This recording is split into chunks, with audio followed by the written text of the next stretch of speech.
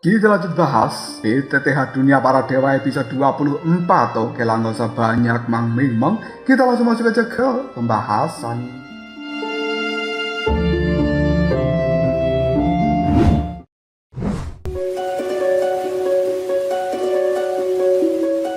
Dikarenakan situasinya sudah semakin mencekam, raut wajah dari tetua Xiaoli berubah menjadi sangat serius. Dia melihat ke arah Xiaoyan yang kemudian mengatakan, situasi sekarang sudah tidak memungkinkan untuk kalian berdua meninggalkan klan Xiao. Xiaoyan, satu-satunya pilihan yang harus kau lakukan adalah pergi menuju tempat reruntuhan kuno kekacauan. Cobalah, apakah tempat itu bisa kau buka? Lokasi dari reruntuhan kuno kekacauan sangatlah tersembunyi dan sulit untuk ditemukan. Kau harus membawa Xiaoqi bersama dengan dirimu. Sementara aku dan juga Xiaolong akan menahan orang-orang jahat itu di tempat ini terlebih dahulu. Ingat Xiaoyan, kau tidak boleh melupakan amanah yang telah kuberikan padamu.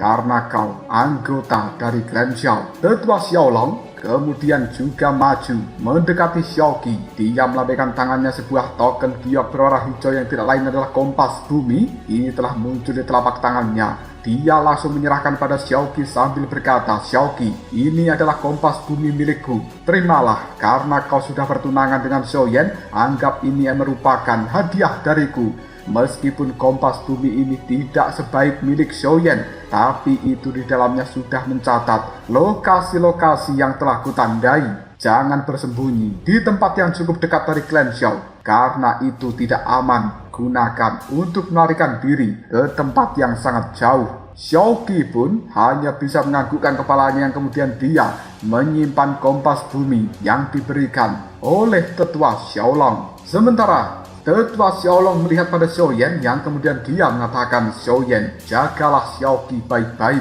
Xiaoyan hanya bisa menganggukkan kepalanya dalam hal ini. Sementara tetua Xiaoli juga berkata, Xiaoyan, kau harus melindungi Xiaoqi. Sekarang kalian berdua cepat pergi menuju reruntuhan kuno kekacauan.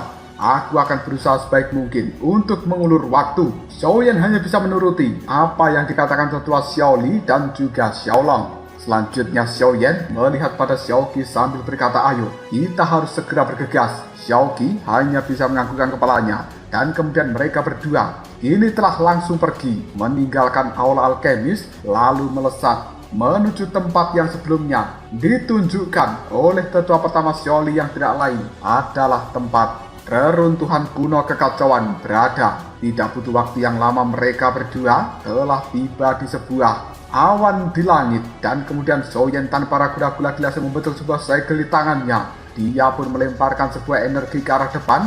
Detik berikutnya, awan-awan putih di depan dari Xiaoyan kini telah langsung terbuka dan menunjukkan sebuah gerbang batu raksasa. Ini adalah pintu gerbang untuk memasuki reruntuhan kuno kekacauan. Menyaksikan kemunculan dari gerbang batu ini membuat raut wajah Xiaoqi berubah dalam seketika. Dia telah lama tinggal di dalam klan Xiao, namun sama sekali tidak menyadari bahwa di dalam klan ini terdapat tempat tersembunyi yang cukup luar biasa. Tidak ingin membuang-buang waktu lagi, Xiaoyan langsung melambaikan tangannya, dan kemudian seberkas api kuning kini telah muncul di telapak tangan dari Xiaoyan. Menyaksikan hal seperti ini, raut wajah Xiaoqi dibuat terkejut, dan kemudian dia berkata, itu sebenarnya merupakan api suci kekacauan. Xiaoqi tidak menyangka bahwa Xiaoyan akan bisa memiliki api suci peringkat pertama di dalam klan Xiao ini. Tanpa ragu lagi, Xiaoyan langsung melemparkan api suci yang berwarna kuning itu pada pintu gerbang batu yang berada di depan sana. Setelah mengenai bagian tengahnya, tiba-tiba saja simbol-simbol kuning ini telah muncul di dalam pintu gerbang batu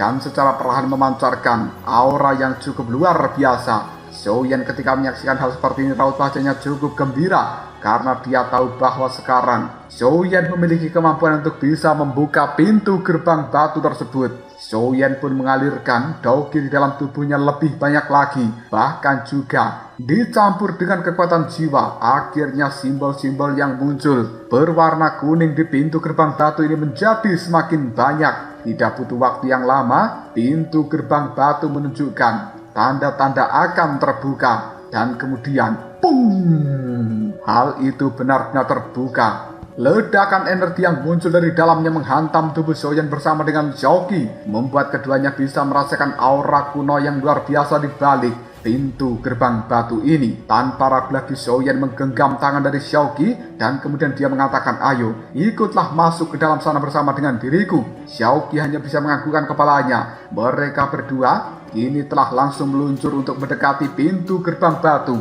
dan akan masuk ke dalam reruntuhan kuno kekacauan ini. Semakin dekat jarak dari keduanya dengan pintu gerbang batu, raut wajah dari seorang Xiaoqi telah berubah menjadi cukup jelek karena dia bisa merasakan tekanan yang sangat menakutkan dari aura yang dipancarkan pintu gerbang batu ini. Xiaoyan yang paham jika Xiaoqi tidak memiliki perlindungan dari api suci kekacauan, maka dari itu dia merasakan tekanan ini luar biasa. Tanpa ragu lagi Xiaoyan melambaikan tangannya dan kemudian api yang berwarna kuning tersebut langsung menyelimuti tubuh dari seorang Xiaoqi. Akhirnya tekanan dari pintu gerbang batu itu menghilang dalam sekejap. Tidak butuh waktu yang lama, mereka berdua kini telah benar-benar masuk ke dalam pintu gerbang batu yang kemudian pintu gerbang raksasa ini kembali tertutup lalu menghilang di balik awan.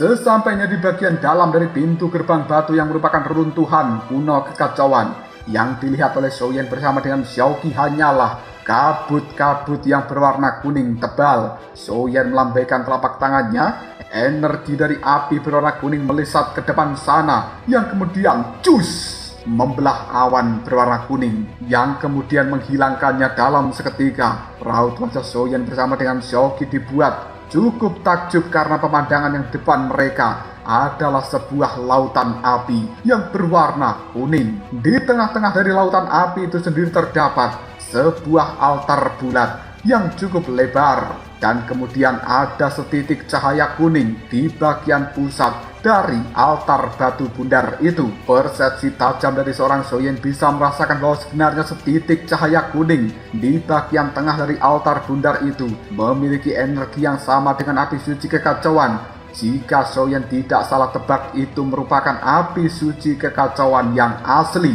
Xiaoyan kemudian mengajak Xiaoqi untuk segera turun dari udara dan mereka berdua mendarat di bagian luar dari altar bundar yang berada di tengah-tengah lautan api kuning. Selanjutnya, Xiaoqi melihat pada Xiaoyan sambil bertanya, "Xiaoyan, selama ini kau dibesarkan di mana?" Xiaoyan pun menjawab, "Aku telah dibesarkan di dalam benua Doqi." Mendengarkan jawaban dari seorang Xiaoyan membuat Xiaoqi kemudian mengatakan, "Benua Doqi, nama yang cukup asing. Aku selama ini dibesarkan di dunia yang mirip dengan benua Doqi milikmu, tapi tempatku berasal tidak kekurangan energi asal kaisar. Xiaoyan, bagi dirimu untuk bisa naik dari benua Doqi ke benua Dodi adalah hal yang sangat sulit. Benua Doqi itu sendiri juga merupakan sebuah planet, bukan?" Xiaoyan hanya bisa menganggukkan kepalanya dalam hal ini, sementara Xiaoqi kembali mengatakan, "Aku telah dibesarkan di dalam planet lain dan ayahku sudah meninggal ketika aku di usia yang sangat muda. Kali ini aku hanya memiliki kakek Xiaoli sebagai satu-satunya kerabatku." Mendengarkan ucapan dari Xiaoqi membuat Xiaoyan kemudian mengatakan,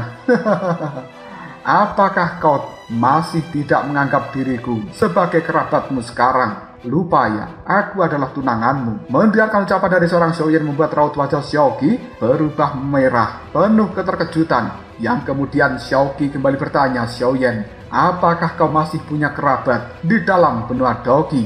Xiaoyan menganggukkan kepalanya. Detik berikutnya, ketika Xiaoyan akan menjelaskan asal-usulnya dan juga siapa saja yang berada di dalam benua Doqi, tiba-tiba energi yang berada di lautan api kuning melonjak dengan cara yang tidak jelas. Xiaoyan kemudian mengeluarkan kekuatan dari dalam tubuhnya untuk menekan gejolak energi di dalam tempat ini, sehingga aura dari lautan api kuning kembali menjadi tenang dalam seketika. Xiaoyan kemudian berbicara, "Xiaoqi, tekan Doqi di dalam tubuhmu. Tempat ini tampaknya merupakan medan energi yang tidak biasa. Jika kita menggunakan Doqi, maka akan mengganggu medan energinya dan menyebabkan kekacauan energi di dalam lautan api ini. Mendengarkan ucapan dari seorang Xiaoyan membuat Xiaoqi buru-buru menekan Daoqi di dalam tubuhnya, dan kemudian mereka berdua sambil berbincang-bincang kini telah tiba di bagian tengah dari altar bundar. Xiaoyan melihat pada Xiaoqi yang kemudian dia berkata, "Kau tunggu di sini, biarkan aku maju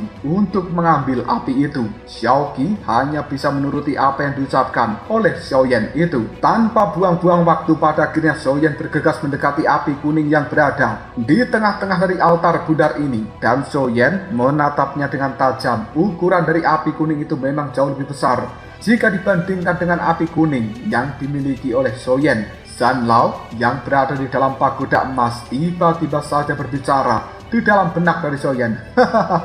"Sepertinya api suci kekacauanmu akan segera menjadi api suci kekacauan yang sempurna. Xiaoyan, tempat ini relatif terpencil. Tidak ada orang lain, hanya kalian berdua. Apakah kau tidak tertarik dengan tunangan barumu? Dan apakah kau tidak memiliki minat untuk mencoba Kyuki empuk jeruk?"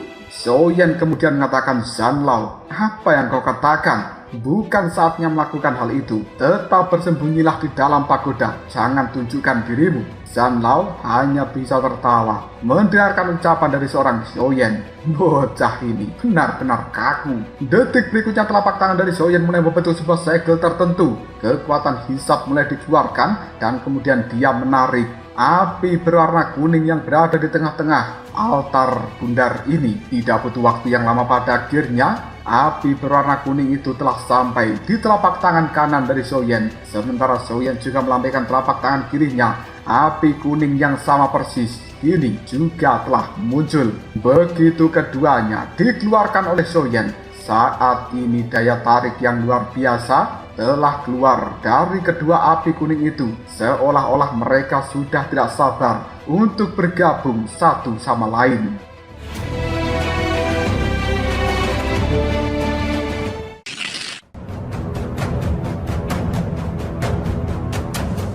Namun Xiaoyan tidak ingin melakukannya dengan cara yang gegabah. Untuk bisa menyatukan kedua api ini bukan hal yang harus dilakukan dengan cara yang sembrono. Meskipun keduanya memiliki energi yang sama, tapi tetap harus dimurnikan. Jika tidak, maka hal itu akan menimbulkan bahaya tersendiri bagi Xiaoyan. Tanpa ragu lagi, Xiaoyan langsung membuat sebuah segel di tangannya yang kemudian dia mulai mengaktifkan mantra api yang berada di dalam tubuhnya. Energi dari mantra api itu langsung membungkus kedua api yang berwarna kuning ini untuk sama-sama diselaraskan dan juga dimurnikan supaya penggabungannya menjadi lebih cepat. Kita berpindah ke tempat keluar dari lokasi Xiaoyan berada. Kali ini berita tentang kemunculan Xiaoyan dari dalam reruntuhan kuno telah menyebar luas. Berita itu tidak hanya menggemparkan seluruh provinsi Kaisar, tapi juga menyebar ke provinsi yang lainnya. Banyak orang merasa keberuntungan dari Xiaoyan ini sangatlah luar biasa, karena dia adalah satu-satunya orang yang bisa memasuki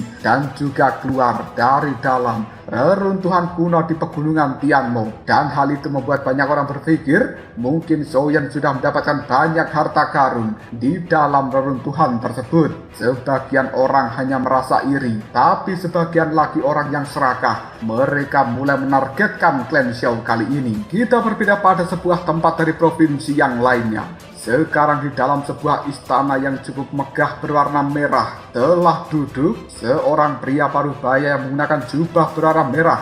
Di hadapannya ada seorang tetua yang menggunakan jubah berwarna merah juga, dan itu adalah tetua merah. Sementara pria parubaya yang menggunakan jubah berwarna merah merupakan pemimpin dari klan iblis darah saat ini. Orang itu melihat pada tetua merah yang kemudian berkata, "Reruntuhan kuno telah muncul di pegunungan Tianmo dari provinsi Kaisar." Tetua merah menganggukkan kepalanya. "Benar pemimpin, berita yang aku dapatkan 100% asli dan juga akurat. Pria parubaya berjubah merah itu hanya bisa menunjukkan ekspresi kebahagiaan di raut wajahnya. Para tetua yang lainnya di dalam istana ini, mereka juga cukup senang ketika mendengarkan berita seperti itu dari tetua merah. Tetua pertama dari klan Iblis Darah kemudian mengatakan, tradisi rahasia kuno dari keluarga kita menyatakan bahwa leluhur Kaisar yang merupakan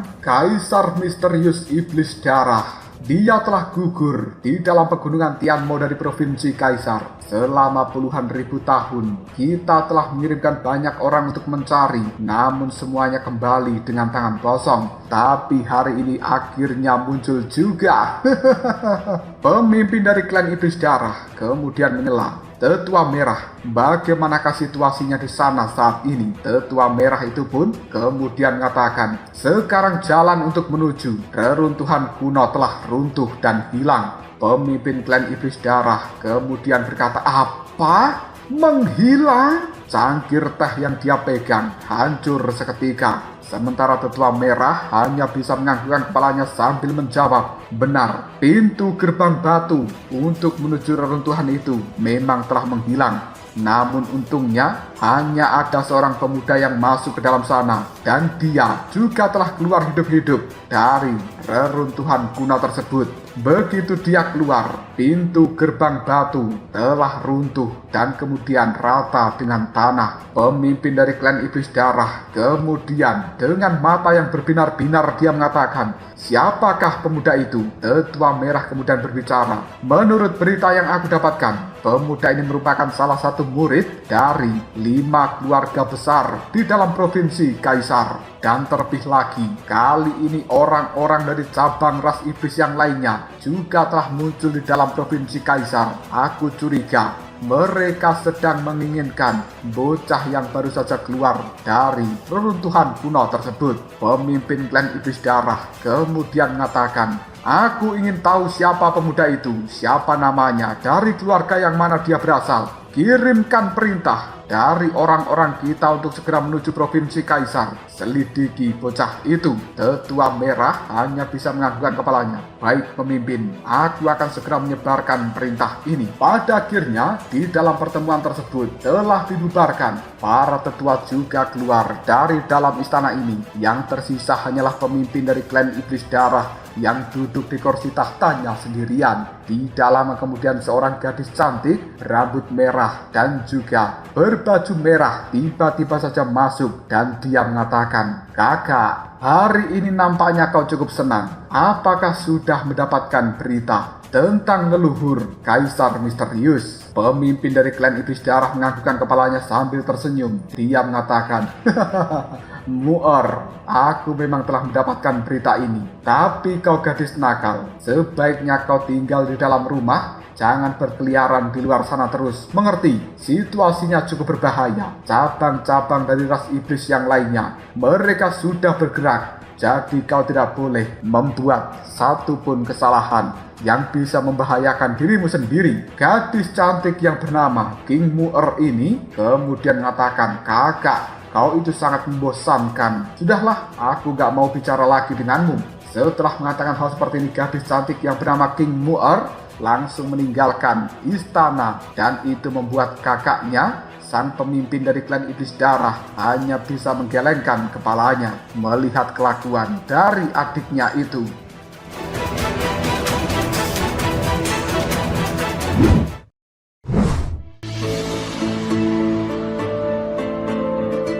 Kita berpindah ke dalam klan Xiao. Kali ini Tetua Xiaoli dan juga Tetua Xiaolong serta para tetua yang lainnya bersama dengan para murid-murid dan juga anggota dari klan Xiao sudah berkumpul di alun-alun besar dari klan Xiao. Mereka semuanya melihat pada penghalang energi dari klan Xiao ini yang telah dipukuli habis-habisan oleh orang-orang berjubah hitam. Setelah beberapa kali mencoba untuk menghancurkan pelindung energi dari klan Xiao, orang-orang berjubah hitam itu istirahat sejenak karena mereka tidak menyangka bahwa pelindung dari klan Xiao ini memiliki pertahanan yang luar biasa kuatnya. Tapi mereka juga penasaran seberapa lama lagi pelindung energi ini akan mampu bertahan. Pada saat 5 orang berjubah hitam sedang memulihkan energinya, mereka menyuruh orang-orang dari sekte Iblis Yi menggantikan untuk memberikan serangan lanjutan pada formasi pelindung dari klan Xiao. Karena tidak mau menolak permintaan ini, pada akhirnya anggota dari sekte Iblis Yi melakukan hal itu. Baru saja mereka mengirimkan serangan gabungan, formasi pelindung dari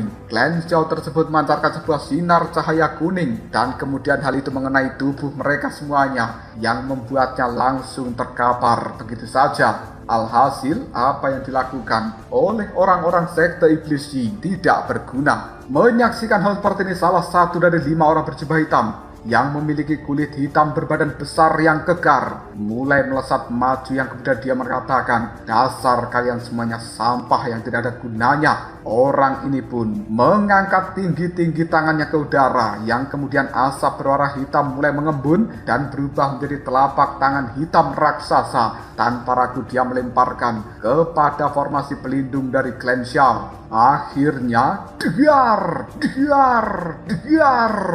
berkali-kali mendapatkan hantaman dari telapak tangan hitam raksasa yang terbentuk dari kabut hitam itu. Formasi pelindungnya hanya bergetar dan tidak menunjukkan tanda-tanda keruntuhan. Hal ini membuat orang berkulit hitam berbadan kekar hanya bisa menggelengkan kepalanya. Tapi di bagian dalam dari klan Xiao juga sudah bergetar dengan cara yang hebat. Tetua Xiaoli kemudian berteriak, "Siapa di luar sana? Kenapa Anda menyerang klan Xiao kita tanpa alasan?" Pria berkulit hitam berbadan besar itu kemudian mengatakan, "Omong kosong, apakah kau sudah melupakan janjimu? Serahkan bocah yang bernama Xiaoyan itu pada kami, dan saat itu kami akan pergi tanpa mengganggu atau menimbulkan keributan di dalam klan Xiaomu lagi. Dan apakah kau pikir hanya formasi pelindung seperti ini saja mampu menahan kekuatan kita?" Aku penasaran sampai kapan bisa bertahan lagi.